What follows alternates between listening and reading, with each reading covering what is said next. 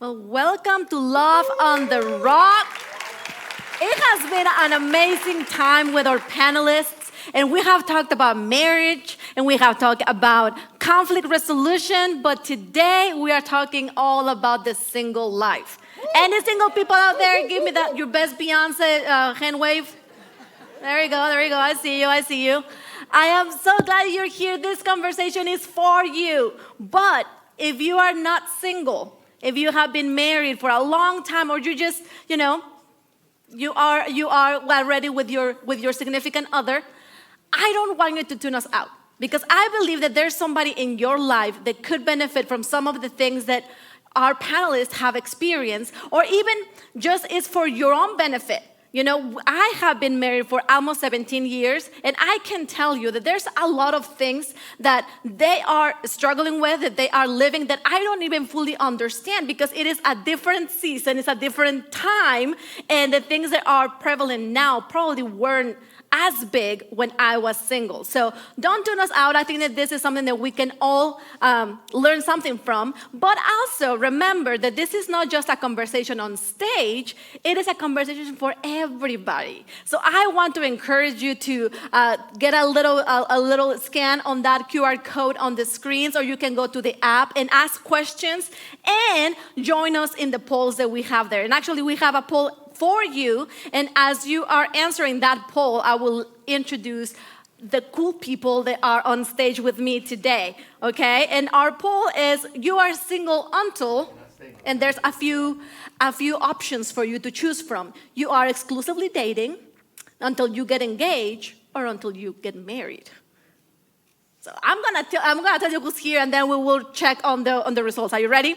So we have Tiffany and Sue. The two of them really are the glue that keeps CLC together. If things are happening, it's because the two of them are making it happen. So we love them so much. We have Dom. You have seen him and heard his beautiful voice leading us in worship. He is a part of live worship. And we have Christine and Matt over there at the end, and they are a leadership at live students, and the two of them beautifully dating each other.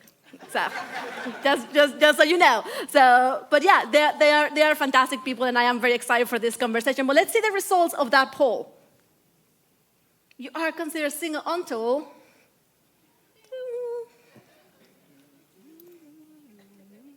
you're married. Wow. That's a different result from last service.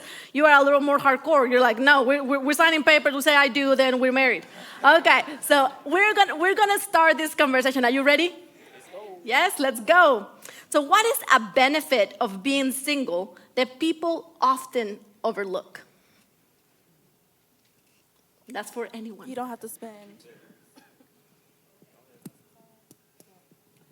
spend so much money. Hello?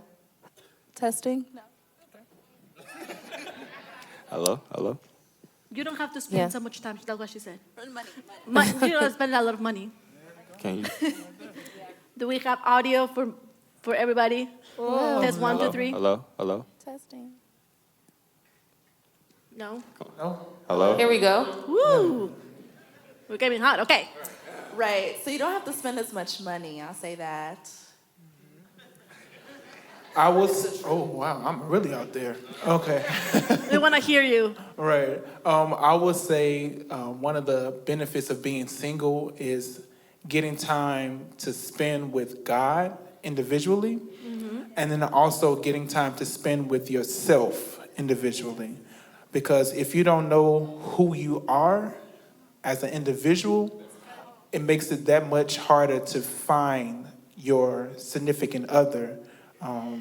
Because if you don't know who you are, how can you say that this person is compatible to a person that you don't even know, which is yourself? That's good. Spontaneity. The spontaneity that you can have when you're single is very different than when you're married. You want to take a flight to Paris tomorrow? Sure. Well, if you have the money. But that type of stuff of just wanting to hang out, you don't have to, let me check with a babysitter, my spouse, but you can just go when you can. Yeah, I know that firsthand. We're like, let's do, we have 3 kids and 2 dogs. Let's not. So that is all true. But we're gonna go with the first question that a lot of people here want to know. Where should I go to meet Christian singles? Church. It's the first. Couldn't tell It's the ya. first place that you think of when you think of God. You know, that's where we all congregate to worship, to learn, to grow as individuals, to grow as Christians. So yeah, it would stand to reason that that's the first place you're gonna go. And to be honest, if you find in Christian singles who aren't connected to a church, they're probably not Christian singles who are growing how they should. So it would stand to reason, if you want a good Christian partner, first place you should look is where all of us go to congregate. Yeah. Oh. I will also say, church, service, of course, but also those church groups. Jason Parks paid me to say this, but but Is he gonna give you a ride on his Tesla? but life groups, and even just groups in general, volunteering. That's how you can find single Christians in the church and get to know them on a deeper level. Even social interest groups. Just being honest, because this is the suburbs, I intentionally live in the city.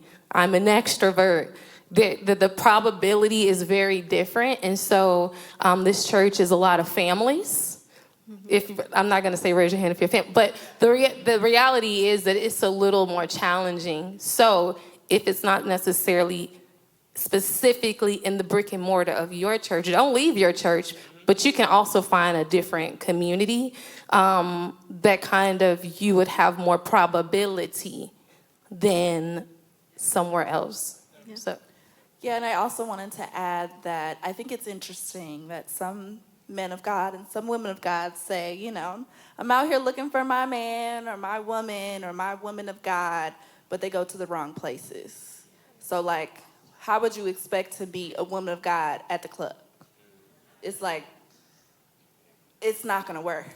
So it's like, be mindful of the communities and the spaces and the people that you are connected to or who you want to connect, because you're going to get where you are.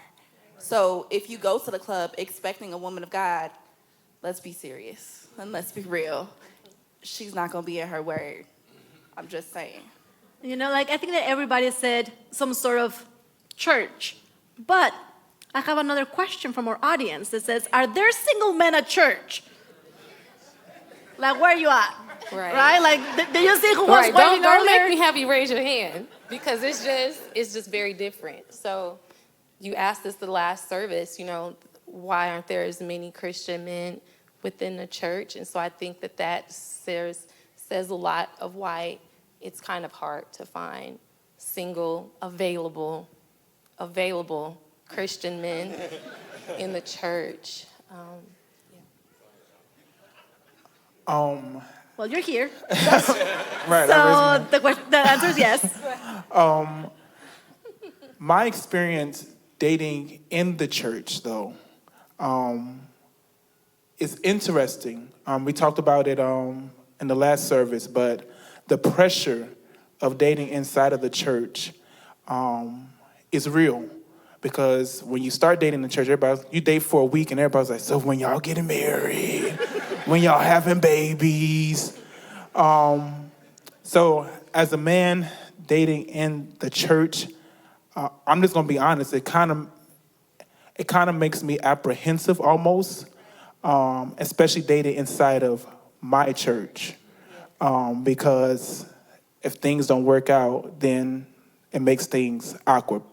Most of the time. So yeah, that's my take on it.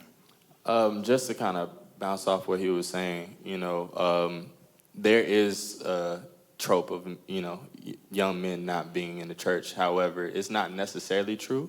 It is to a certain degree. Don't get me wrong. I do feel as though, we talked about this last service, I do feel as though there is a self-control epidemic in young men, and it has them out in the world seeking like their fleshly desires and then coming to the church and expecting women of virtue, but that's not how that works, right? But on the flip side, there are men who are in the church who, like Dom said, experience a lot of pressure to date.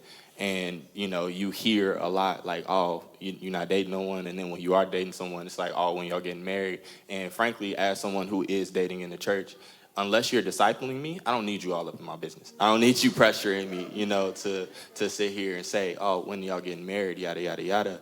Because at the end of the day, yes, that is the end goal. However, I'm waiting on God's timing. I'm waiting on when I should do this, not just if I should do this.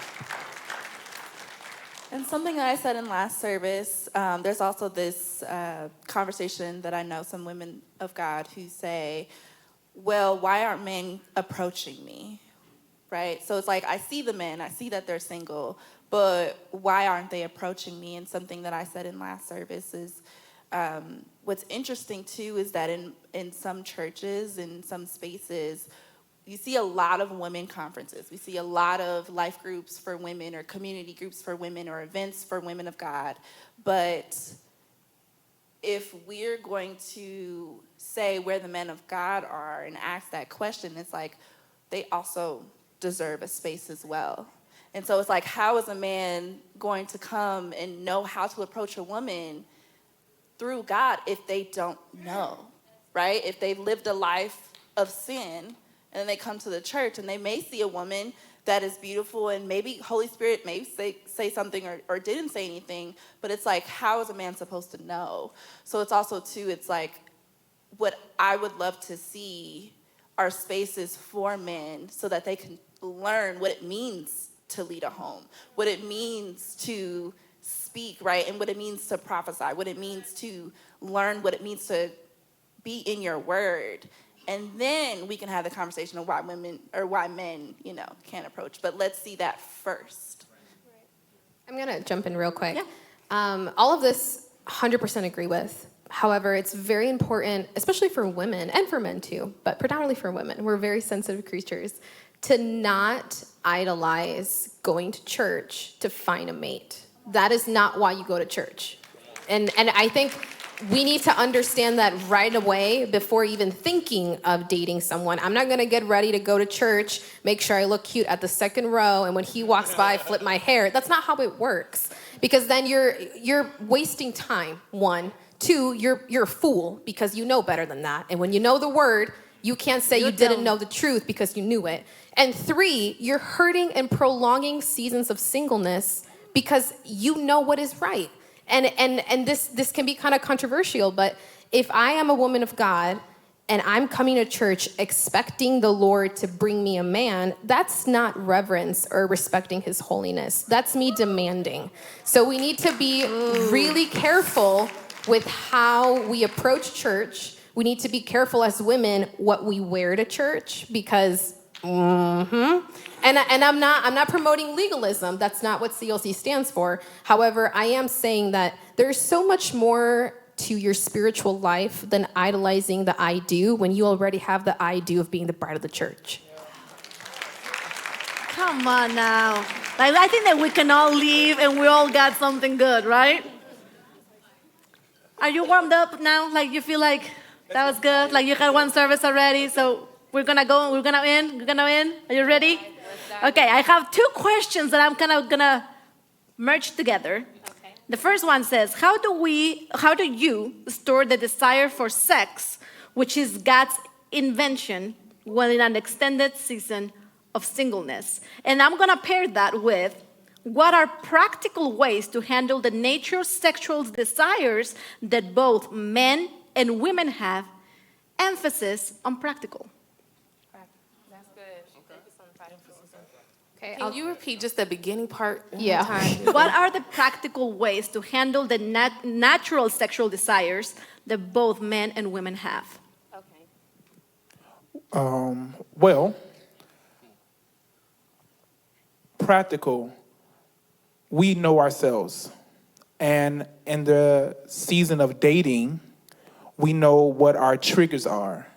I'm just gonna be open and honest.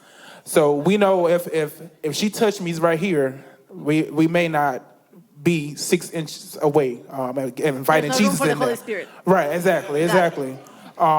So knowing your boundaries is a practical way, because I know for myself, sitting in the car too long, we can't do that, because I know that if we sit in this car too long, we're going to get all lovey-dovey and things may happen that is not of God.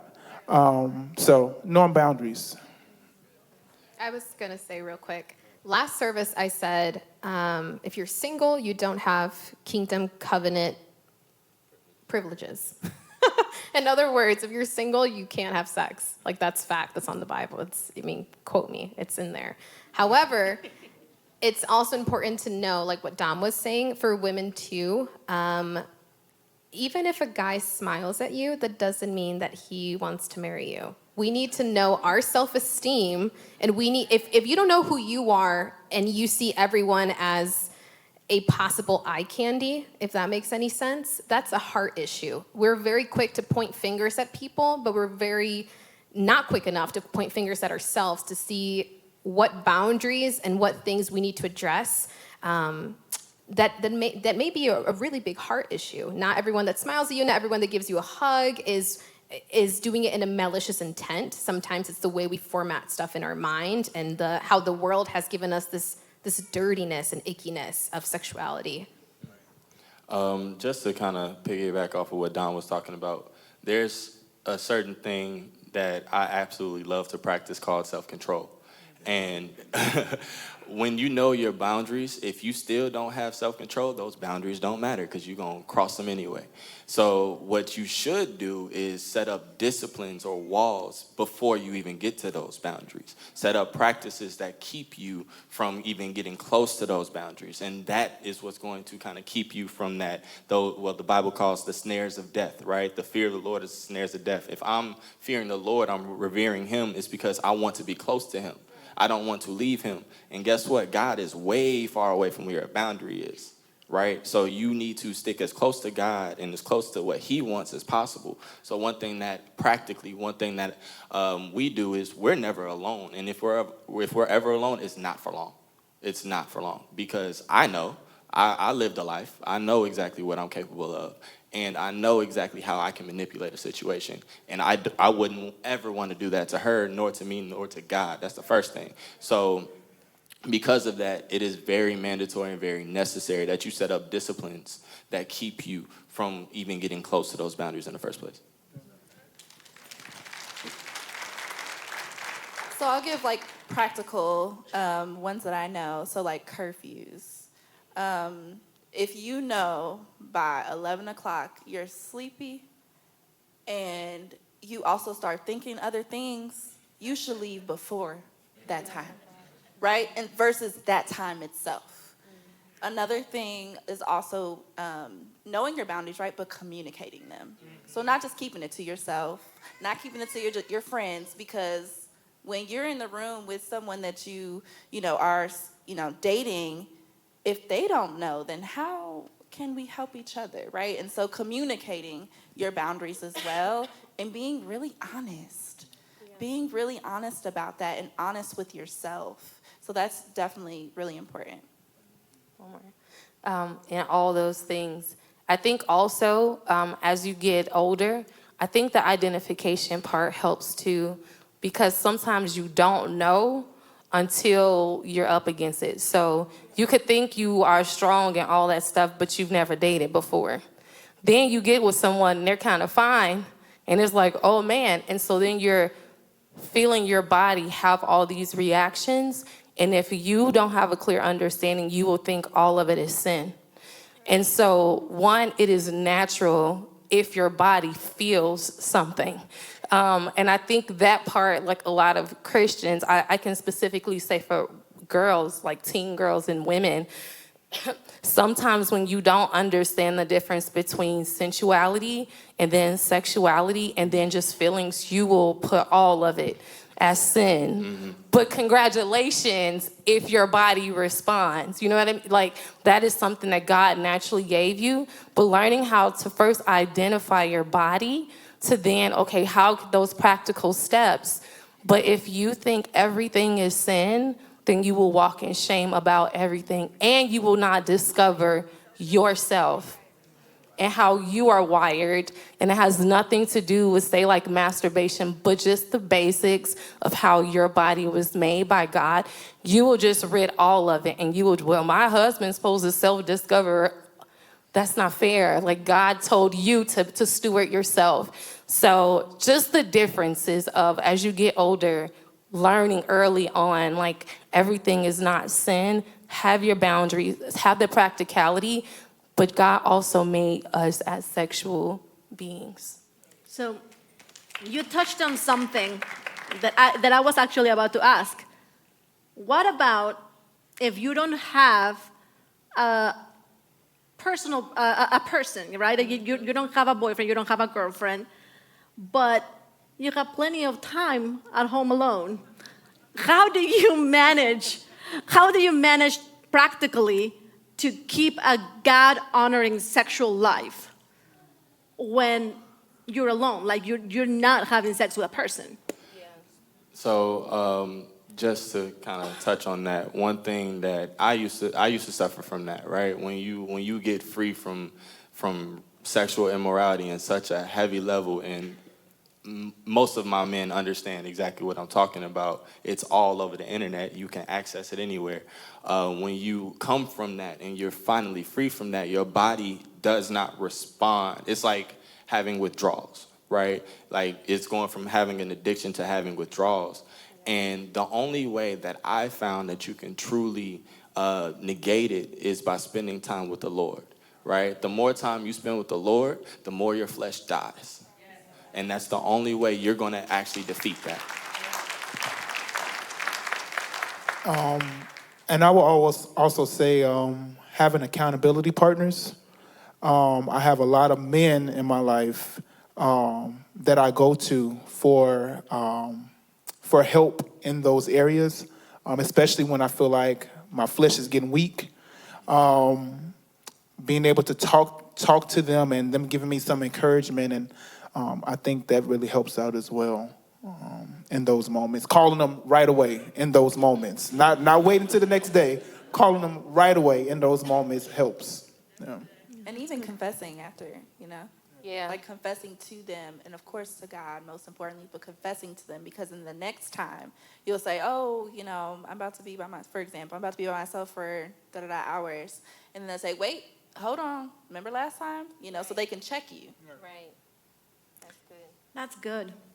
So I'm gonna merge another two questions together. I'm gonna be doing that because we have a lot of questions. You all wanna know a lot of things, and I love that. But that means that we're gonna have to condense them. And wherever we don't answer here, we will be talking about in our podcast. So stay tuned, because a lot of the questions that we don't go through today, you will still have answers for. But the question is this: how do I trust God's timing when I feel ready to be in a relationship right now? Or the second question that we're gonna merge with this: how do I not give up on the idea of marriage when I've waited so long? Does God choose for some to remain single? Well, for that first part of the question, or the first question, I always go, when it comes to trust, to Proverbs 3, trust in the Lord with all thine heart, and lean not to our own understanding, but in all thy ways acknowledge him, and he will direct our path. So if we continue to trust in him and lean not to what we think we should be, he will guide us through those seasons to where we're supposed to be. I would also piggyback off of that. Let go of what your idea of your life is supposed to look like. Let it go. Cast it at his feet, because his idea is way better, right? That's number one. Number two, don't lose heart and humble yourself. Truly, humble yourself. Allow God to do what he's going to do. He has never failed. He has not failed in over 5,000 years. You think he's going to fail now?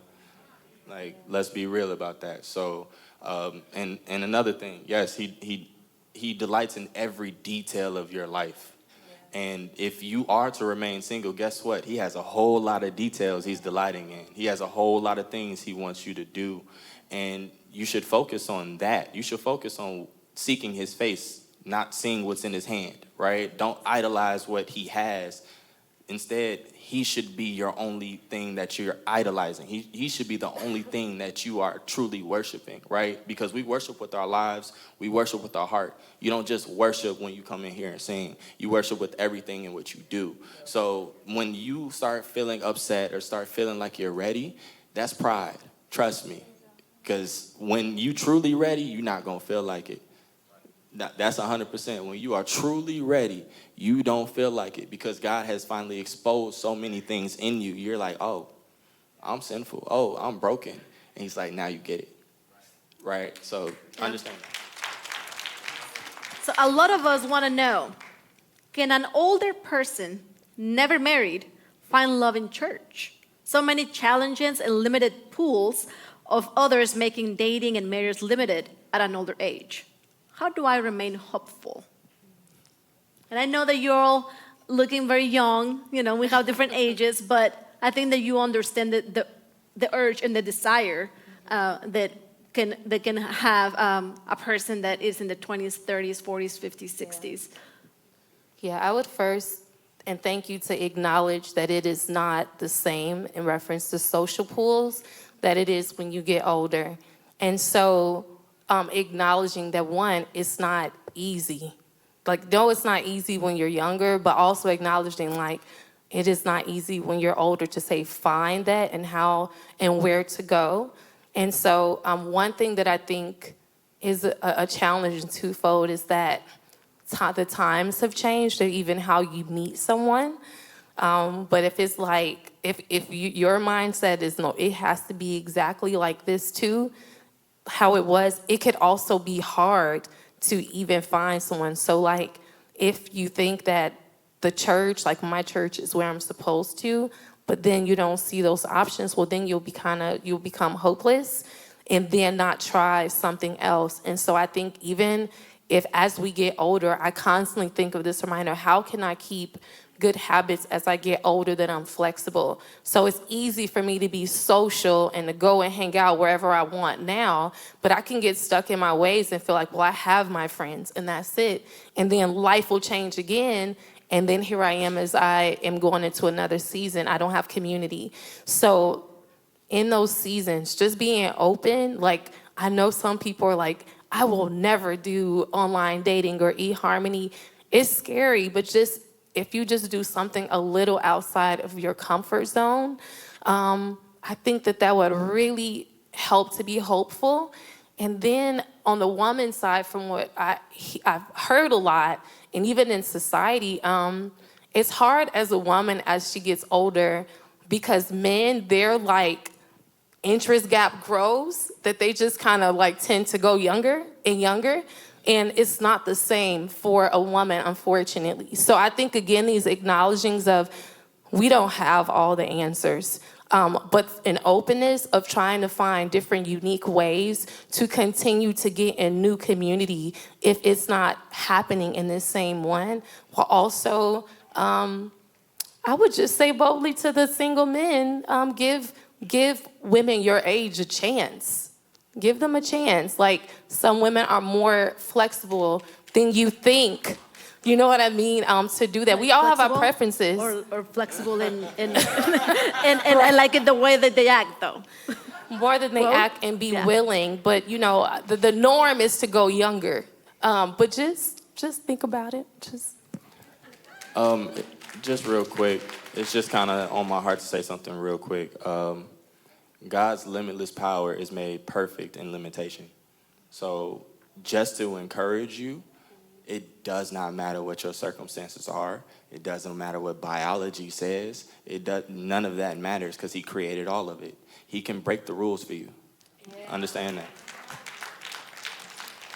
So we all have a question. You were talking about how a lot of times, like guys want like younger women, especially as they get older. So do age gaps matter? I think, sorry, I jumped on that real quick. I think the question should be, does character matter? Because you can be 45, 60, 70, 80, and you can still be a fool. And so it is very important for us Sorry, guys. I've got to be real. It is very important for us to know that your character is what matters. So to answer the question, age gaps. I personally don't see a problem with age gaps. However, if the character of this man or this woman is God-honoring, fearing, wanting to resemble holiness, and is pushing you towards Christ, what are you waiting for? You have to go and talk to her or him. And so that is what's really important, especially when it comes to what people were to say or what your family could say of like, oh, wow, they have a 6-year age gap, or oh my gosh, have you heard they have an 8-year? And all of those et cetera details really honestly don't matter, because who is committing the covenant is A and B, not A through Z. Yes and no. Okay. And I think it's only because there are other things at play. Yes, character, but then even so, say if a guy is young and he marries someone, I don't know, who is done. Like they've had their kids, they're done, they're like, I've lived that life, then they don't want kids. Then that situation may not work. I'm 36, sure, a 50-year-old can X, Y, Z and provide, they have more money, but a lot of them are done having kids. You know what I mean? They've probably already had kids. I'm sorry, I have a really quick story. Go for it. I love stories. I never thought about this until last year. So I know someone who is married. Their husband is maybe, 11 years older than them. No big deal. Love each other, X, Y, Z. And I remember that she was at like a friend function, and with his friends, he's the youngest in his bunch. I want to say maybe 51, 52. He's the youngest in his bunch, and she's with them, and I'm not joking with you. They were talking about sharecropping. Like his friends about like back in the day and stuff like that. And she was like, husband, I am too young to be in conversations with sharecropping. And I thought it was so funny because you don't also think about, oh, that means I'm also gonna be in an older community. And so how to balance out those different just things to think about. It's not about it being a no, but it's just those different things to play about just regular doing life with someone. That is so true. That is so true, because when you make a commitment to somebody, you're committing to everybody around them. Yes, that is true. Okay, I feel like we have to help a sister out. Are we ready to help a sister out? Is this sister you? I'm not a sister. I am not a sister, but there's a sister in need, okay? And she said, I am interested in a guy. How do I let him know and wait patiently if he wants to pursue me?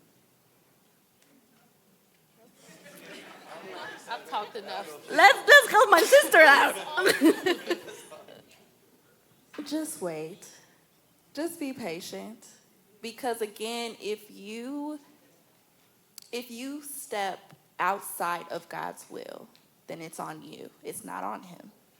And so we shared a little bit of our story last service, but I was sharing how during a service similar, literally last year around this time, it was around dating series, and I remember sitting second row, and we were talking about marriage, and I remember praying to God on the notes. You know, you type in notes, right? So I'm typing my prayer to God. I said, God, I feel something. I feel a little crush for someone, and I want to know if it's you or if it's me. Because I understand that my flesh does what it does, but I also understand Holy Spirit. And so, and then at the end of the prayer, I just said, okay, God, I'm going to ask him, after he watches the service, I'm going to ask him just like, how was the service? You know, if God said anything to you. And so it was funny. Go get him. Because we went to Life Students, a cafe, and so he saw me because he was about to see the next service. I went to 9. And so then he saw something, he saw a look on my face, and he's like, what's wrong? I said, nothing's wrong, everything's fine. You go to service, right? So then towards the later that day, I texted him, I said, so what did God say? How was the service? You know what he said? He said, well, no, I'm not dating. I'm not feeling moved. And I was like, okay, God, well, all right, it was me. And then later that night, you know, we were talking, and he was like, well, I noticed something was wrong with you. Like, what is it? And I'm like, God, do you want me to tell him that I like him? This is crazy. I never do this. I usually wait for the guy to tell me. So then I ended up telling him, like, you know, I do have a little crush on you, but I'm waiting for it to die down. That's what I said. I'm waiting for it to die down. Because I did not want to feel embarrassed. But I share with this story because even before then, I was bold enough to approach him, like, face to face. And I said, well, first when I first met him, I was like, who are you and how long you here? But after there was another time, I was bold and I messaged him and I was like, don't leave without saying bye. Because I didn't see him at all. It was around first love. And I was like, don't leave without saying bye. And that was me putting my step forward. And in hindsight, what he didn't know was that I've been receiving dreams. I've been receiving confirmation. But I was, again, just asking little open-ended questions, right? And so what I didn't know, and I guess you can continue if you'd like. So, yeah, I'm the he, by the way. But yeah, so I would just encourage y'all, yes, go ahead, put your foot out there. It don't have to be extremely bold or, you know, you don't have to be extremely obvious, but men, we might play dumb, but we not dumb, right? we just playing it cool, and I knew that she did, but what she didn't know was God had already told me that she was my wife. So when she came out and said it to me, I was like, I smiled. And I was like, yeah, well, cool. And I asked Lord, like, oh, wait, can I tell her? Because he hadn't released me to tell her. I actually was going to tell her when I got the dream, and he stopped me mid-sentence. So that's number one. You don't know what God already told him, right? You don't know if God had already told him yes, if God had already told him no. So you putting your foot out there could just be confirmation. Second, just because God told you don't mean it's time yet, right? So again, there's a difference between a calling and a commissioning. There's a training period. There's a growing period. And you might not be commissioned to be in that relationship yet. You might just be called to it. So position yourself, right? There's a positioning that has to happen.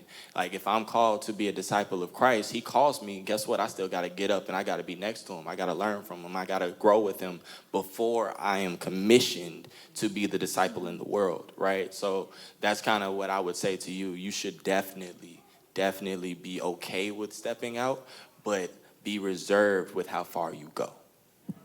I hope all of this helped you, sister. We're watching for you. But I have a question for everybody. So make sure that you grab your phones and answer this poll. The Cheesecake Factory, is it a yay or a nay for a first date? What do you think? It is a great spot. I don't know why people hate on it. I don't understand it. Okay, give me the results. I know that we have them. Results? Yay! Watch it. We're going to be making him so much money after this. Everybody's going to the Cheesecake Factory. Okay, are we ready for our next question? Sure. So if you aren't totally physically attracted to someone's appearance, will you still give them a chance? You said if you're not? Yeah, you're not convinced that they look like what they should look like, but they are nice people. Will you give them a chance? I would say, old Dom would say, absolutely not. Because I was so much more focused on the vain things about a relationship. I'm just going to be thinking the right places and things of that nature. But if you're looking for a serious relationship, quality matters. And a lot of times, attraction will grow as you get to know the person. So starting off as a friendship is probably the best thing to do before dating, because if you're not attracted to them at first because of physical appearance, that mental or that emotional attraction may make their whole physical appearance look different in your eyes. So that's what I have to say about that. I would actually like to piggyback off of that, because as someone who, when we met, I was so sold out on following God. I was good. Plus, I had already experienced a lot of trauma in relationships. I didn't want one. So when I first met her, you know, she easy on the eyes, and she's beautiful. Y'all see it. She's beautiful. But at the end of the day, I wasn't attracted to her because my heart didn't want it, right?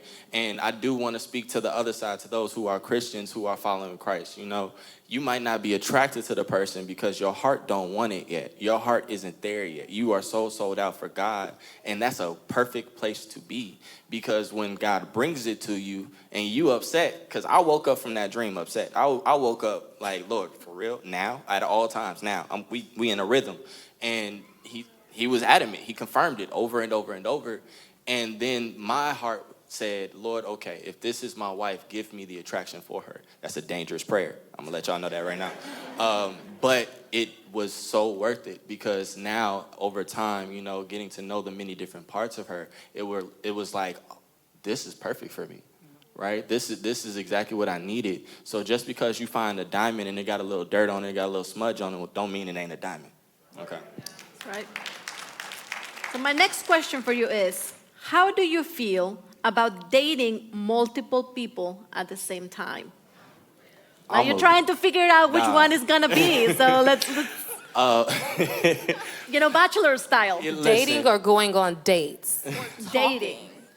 Dating. But that's, Like well, you're that's like going on dates. you're the bachelor. Okay. These are all of your eligible ladies. Okay, Let's figure out which one it just gonna is. speak from a man's perspective, right?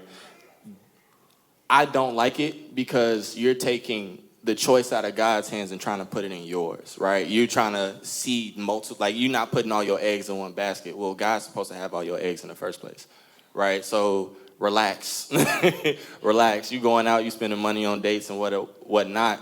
What are you doing? And what could you have been doing instead? What time could you have been spending instead?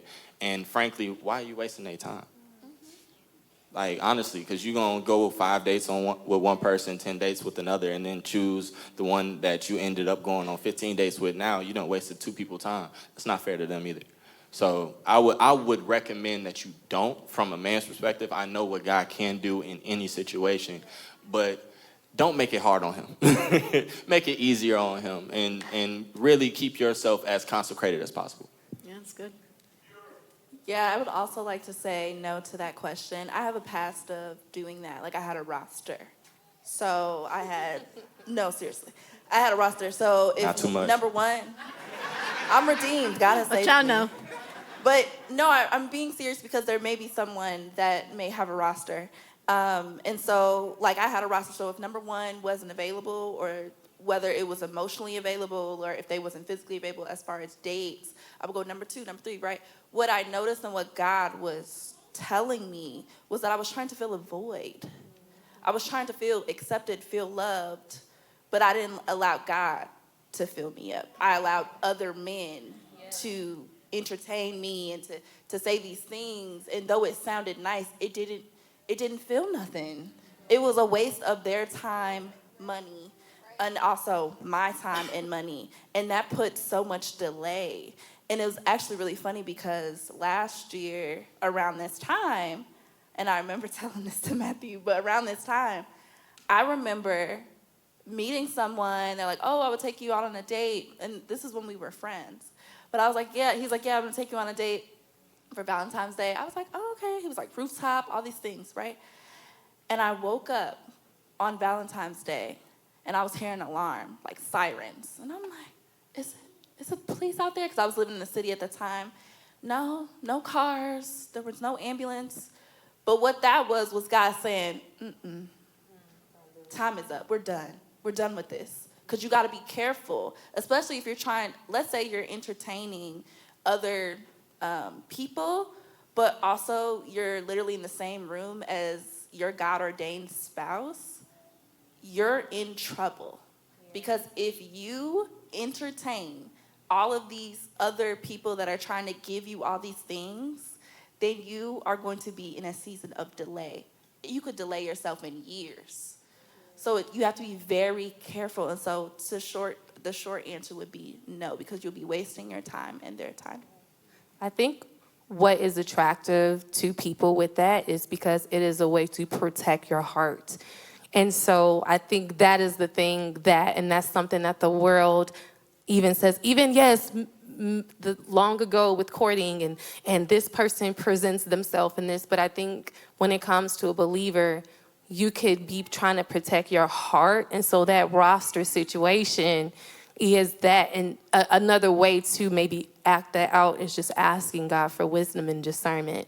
So that doesn't mean prolonging a time with someone, but just being careful that that's not my reason is to protect. So I'm not being hurt because I like to be all in, and I don't want to be all in and then someone plays me, but just how can I protect my heart without putting up walls, without having this roster? And I think that if we are truly honest, we know who's like they're not it. So if I'm just keep on going knowing that it's not it, we are definitely wasting our time. Yes. And money. Sorry. So I have another question. Is there something wrong with me if I don't want to get married? No, sorry. I was talking without the mic on.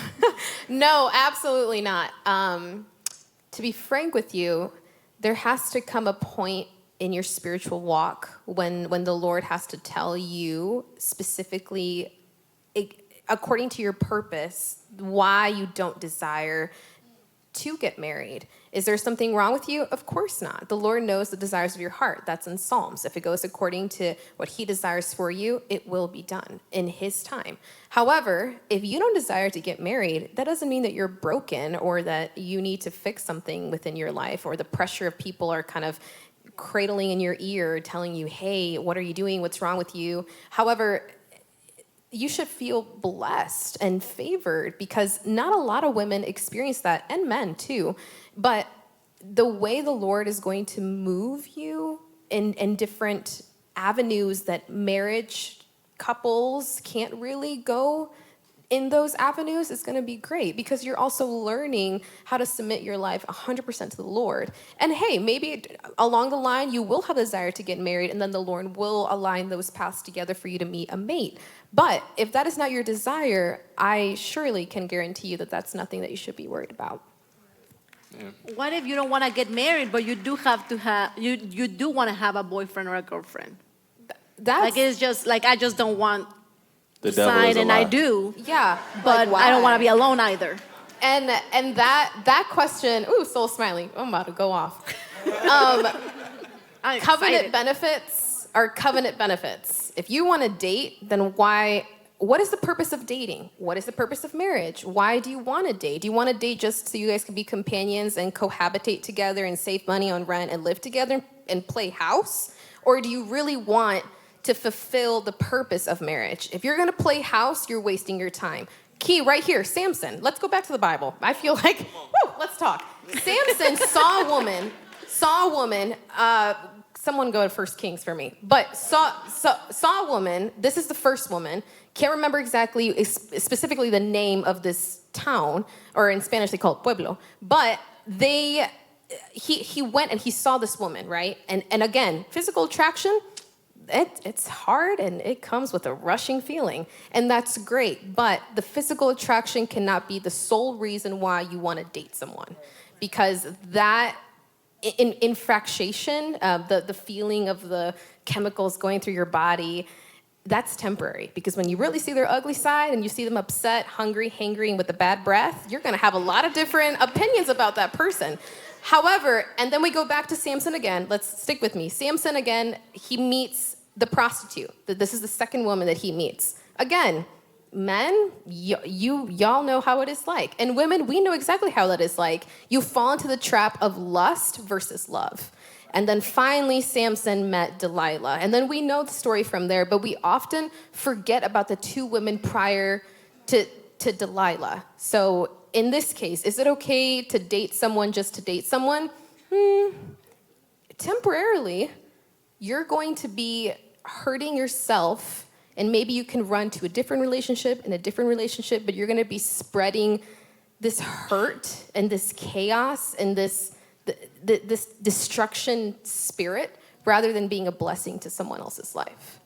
And I think this is what makes it hard, is that Christian lifestyle is different than the world. So it's hard to understand because God created marriage. And so those kind of things, it's hard because we are in America and we are whatever.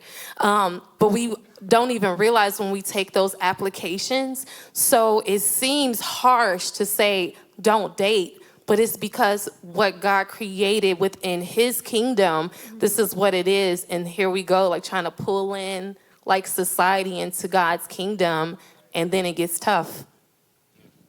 I did want to touch back on what you were talking about, because that is what she said, lust versus love, right? If you feel as though you want a long-term boyfriend, what do you think that stemmed in? This shows not love, because love comes from God. God is love. And what God created is based in love. And if you're trying to stay in something that's outside of that, you're in lust. That's exactly what you're in.